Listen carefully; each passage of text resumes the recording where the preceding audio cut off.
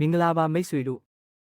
ဒီနေ့မှာတော့မြန်မာနိုင်ငံအတွင်းမှာလက်ရှိအချိန်အခြေအနေအရအောင်မြင်နိုင်တဲ့လုပ်ငန်းငယ်ငယ်လေး၅ခုကိုမျှဝေပြသပေးခြင်းပါတယ်မတည်မြဲတဲ့စီးပွားရေးအခြေအနေထဲမှာတော့အခွင့်အလမ်းကောင်းတွေကတကယ်တမ်းရှိနေသေးပါပဲပထမတစ်ခုကတော့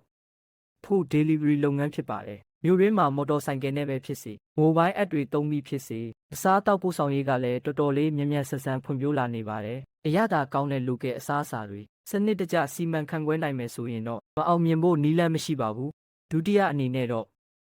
online သင်တန်းနဲ့ကိုချင်းစနစ်ပါအခုချိန်မှာလူငယ်တွေဟာ digital ကျွမ်းကျင်မှုများလာပြီး English speaking graphic design digital marketing စတဲ့ပညာနယ်ပယ်တွေကိုစိတ်ဝင်စားလာကြပါတယ်တင်မှာဗဟုသုတနဲ့အတွေ့အကြုံရှိရင် Facebook page တစ်ခုဖွင့်ပြီးသင်တန်းပေးနိုင်ပါတယ်နောက်တစ်ခုကတော့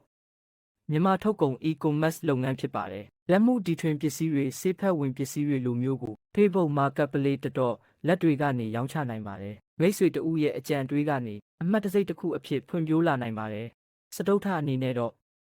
အိမ်အောင်စုကနေစတင်တဲ့ဘိတ်ခီနဲ့အစားအသောက်ဝန်ဆောင်မှုဖြစ်ပါတယ်မိသားစုနဲ့အတူအချိန်ဖြုံးရင်းစီးပွားရေးတစ်ခုကိုအေးဆေးတည်ဆောက်နိုင်ပါတယ်အော်ဒါအခြေခံနဲ့စနစ်တကျလုပ်ဖို့ဖြစ်လို့မလိုအပ်တဲ့ပစ္စည်းအနှောက်အယှက်မရှိတော့ပါဘူးနောက်ဆုံးအနေနဲ့တော့ freelancing အိမ်မှာနေရင်းလုပ်နိုင်တဲ့အလုပ်ဖြစ်ပါတယ် graphic design programming video editing အခုလိုအလုပ်တွေကိုတော့Upwork ဖိပါစတဲ့ online platform တွေကနေစတင်လုပ်နိုင်ပါတယ်စွမ်းရည်ကရှိနေတဲ့ဆိုရင်တော့အပြည်ပြည်ဆိုင်ရာ client တွေနဲ့တောင်ပူးပေါင်းလုပ်နိုင်ပါတယ်အခုမျှဝေခဲ့တဲ့လုပ်ငန်းတွေကပေါ်မူတည်ပြီးကိုယ်ပိုင်စီးပွားရေးကိုစတင်ဖို့တက်ကြည့်ဖို့များမဟုတ်ပါဘူးအရေးကြီးတာကတော့ကိုယ်ပိုင်စွမ်းရည်နဲ့ကိုယ့်အပေါ်ယုံကြည်မှုပဲဖြစ်ပါတယ်ဒီဗီဒီယိုလေးကိုကြည့်ပြီးတစ်ခုခုစိတ်ကူးအသစ်တက်လာတဲ့ဆိုရင်တော့ like လုပ်ပေးဖို့ subscribe လုပ်ပေးဖို့မမေ့နဲ့နော်နောက်တစ်ခါမှာတော့